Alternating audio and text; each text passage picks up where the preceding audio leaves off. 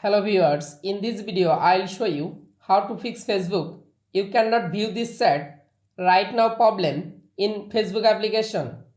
If you face you cannot view this chat right now problem on Facebook, it usually happens because of account restriction, broken links, privacy setting, crash issues or temporary Facebook server problem. Let's see how to fix.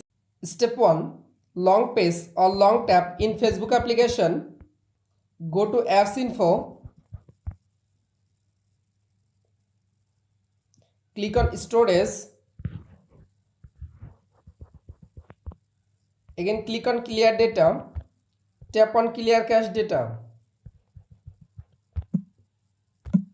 Step 2. Open Play Store. Go to search.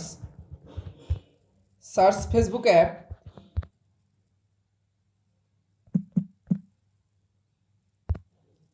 Update your Facebook application latest version. Step 3. Open your phone setting. Check internet or Wi-Fi connection. You make sure your Wi-Fi or mobile data connection is properly connected. Step 4. Restart your device and again open it. Step 5. Check your Facebook server. Step 6.